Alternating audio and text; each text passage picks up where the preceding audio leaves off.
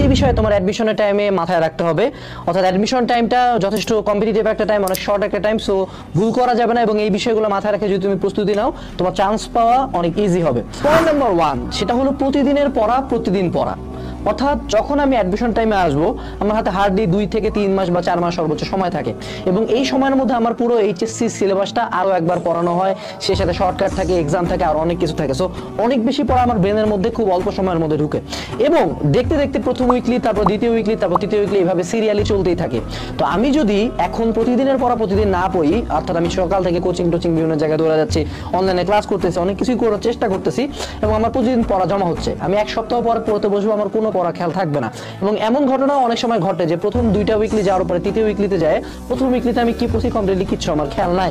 তো এই জন্য উইকলির আগে প্রেশার কমানোর জন্য অথবা আমার প্রতিদিনের পড়াগুলো যাতে জমে জমে আমি ভুলে না যাই, আলটিমেটলি মাথা পাগল যাতে না হয়ে যায় যে না এত পড়া কেমনে পড়বো, তাই জন্য প্রতিদিনের পড়া প্রতিদিন পড়া, এইটা হলো আমার মূল কাজ হওয়া উচিত। অর্থাৎ দিনে আমি যত কিছু করি না কেন, দিনের হয়তো রাত 8টা থেকে 10টা বা 10টা থেকে 12টা পর্যন্ত বা 12টা থেকে 2টা পর্যন্ত আমি একটা নির্ধারিত টাইম করে দেবো, যেই টাইমে আমি নিজে একা একা পড়াশোনা করবো। আমি সারাদিনে কোচিং স্যার ভাইয়া বা অনলাইন থেকে যা যা পড়া নিছি সেগুলো আমি বাসায় এসে রিভাইজ করতেছি বা প্রতিদিনের পড়া প্রতিদিন কমপ্লিট করতেছি। এটা গেল আমাদের পয়েন্ট নাম্বার 1। পয়েন্ট নাম্বার 2 সেটা হলো শুরু থেকে প্রশ্ন ব্যাংক সলভিং এবং অ্যানালাইসিস করা।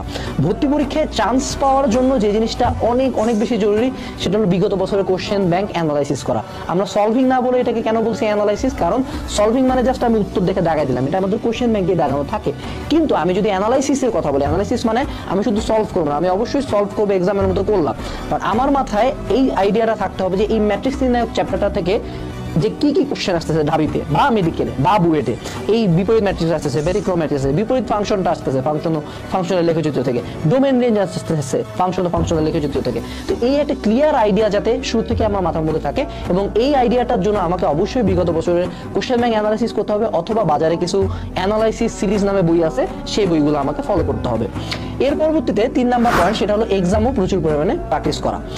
আমরা যখন সেকেন্ড টাইমারদের সাথে কথা বলি তার একটা কথা বলে যে ভাইয়া আমি খুব কম এক্সাম দিয়েছিলাম বা খুব কম প্র্যাকটিস করেছিলাম, এবং এটা কিন্তু তোমার ভর্তি পরীক্ষার রেজাল্টের উপর অনেক বেশি ইফেক্ট ফেলে। আমরা অনেক সময় হয়তো বা টিচার ক্লাস করাচ্ছে, আমি পড়তেছি, আমি বুঝতেছি, নিজে 1-2টা সলভ করতে গেলেও পারতেছি, কিন্তু যখন আমি এক্সাম হলে যাব, এক্সামের একটা আলাদা মেন্টাল প্রেশার আছে, আলাদা কিছু রুলস আছে, খুব কম সময়ের মধ্যে উইদাউট রাফে আমাকে এক্সাম দিতে হয় এবং আমি একটা শর্টকাট দেখে মনে হচ্ছে পারি এবং সেই শর্টকাটটা নিজের হাতে পারার মধ্যে কিন্তু একটা বিশাল আসমান জমিন টাইপের একটা ডিফারেন্স আছে।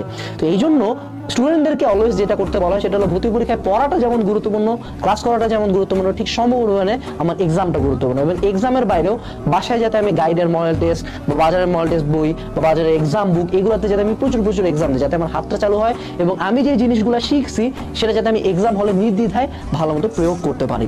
এরপর পয়েন্ট নাম্বার 3 সেটা হলো রিভিশন প্ল্যান রেডি রাখা। আমরা এই সিনারিওটা অনেকবারই দেখছি যে কোনো একটা সেন্টারের সামনে হয়তো কোনো একজন স্টুডেন্ট রিভিশন দিচ্ছে, তার বাবা মা সুন্দর মতো মাথার মধ্যে বাতাস করতেছে, বাট আলটিমেটলি এটা কিন্তু রিভিশনের আইডিয়াল কন্ডিশন না। এবং এমন অনেক সময় আমরা ফেস করি যে এক্সামের আগে এতগুলা বই, যেমন 7-8টা বই মাথায় নিয়ে কিন্তু আমাকে একটা অ্যাডমিশন এক্সাম হলে ঢুকতে হয়। তো এতগুলা বই আমি কিভাবে রিভিশন দিয়ে যাবো এক্সামের আগে? তো এটার জন্য শুরু থেকে আমার একটা রিভিশন প্ল্যান রেডি করতে বলা হয়। আমি যেটা করতে পারি যে আমার যে বই গাইড বা নোট পড়বো সেটার মধ্যে আমি আই এবং ডাব্লিউ 2টা চিহ্ন দিয়ে মার্ক করে রাখতে পারি শুরু থেকে, যে এগুলো ইম্পর্টেন্ট, এগুলো হলো আমার উইক পয়েন্ট, এগুলো আমি কম পারি। সো এই জিনিসগুলো যদি আমি আগে থেকেই মার্ক করে রাখি তাহলে কিন্তু এক্সামের আগে আমি জাস্ট ওই টপিকগুলো রিভিশন দিয়ে যাব, আমার কোনো মেন্টাল ফ্রাস্ট্রেশন কাজ করবে না যে না আমি হয়তো সব ঠিক মতো পড়ে যাচ্ছি না। শুরু থেকে এই কাজটা করলে এক্সামের আগে আমি অনেক রিলিফড হবে এবং অনেক কনফিডেন্টলি এক্সামের রিভিশনটা দিতে পারবো। এরপরে 5 নাম্বার সেটা হলো অযথা কঠিন জিনিস না পড়ে এক্সামে আসতে পারে এমন জিনিসে গুরুত্ব বেশি দেওয়া। আমরা যদি অ্যাডমিশন টাইমের কথা বলি, এমন এখানে অনেক প্রকার টিচার, অনেক প্রকার কোচিং সেন্টার, অনেক কিছু ইনভলভ, এবং অ্যাডমিশন টাইমে আমাদের হয়তো বা চিন্তা এরকম থাকে যে না এইচএসসির বাইরে আরো অনেক কিছু শিখবো, অনেক কঠিন জিনিস পড়ার প্রতি আমাদের অনেক সময় মন চলে যায়। কিন্তু ভর্তি পরীক্ষার মেজরিটি কোশ্চেন অ্যারাউন্ড 75 বা অনেক ক্ষেত্রে 90% কোশ্চেনই কিন্তু বেসিক কমন টপিক থেকে বিগত বছরের টাইপ ওয়াইজই কোশ্চেনগুলো আসতেছে। সো আমি যদি কোনো একটা সহজ কোশ্চেন ভুল করি আমি কিন্তু 15 থেকে 20 জনের পিছনে যাব। সেখানে যে খুব কম 10% বা 5% কঠিন 1-2টা কোশ্চেন যদি আমি ভুল করি তাহলে হয়তো আমি 1 থেকে 2 জনের পিছনে যাব। সো ভর্তি পরীক্ষায় চান্সটা নির্ভর করে কিন্তু সহজ এবং কমন বিগত বছরে আসা কোশ্চেনগুলো পারার মধ্যে। তো আমি যাতে ভর্তি পরীক্ষার সময় ইঞ্জিনিয়ারিং হোক বা ভার্সিটি হোক বা মেডিকেল হোক যে প্রিপারেশনে নেই না কেন অযথা কঠিন জিনিস না পড়ে যেগুলো বিগত বছরের কোশ্চেন বা কোশ্চেন ব্যাংক অ্যানালাইসিস করে আমি পাইছি সেই জিনিসগুলাই যাতে আমি বারবার পড়ি, সেগুলোতে আমার বেশি ফোকাস থাকে। তার পরবর্তীতে যদি আমি সময় পাই তাহলে আমি হয়তোবা কঠিন বা আনইম্পর্টেন্ট জিনিসের দিকে হয়তোবা আমি আরো ফোকাস দিলাম।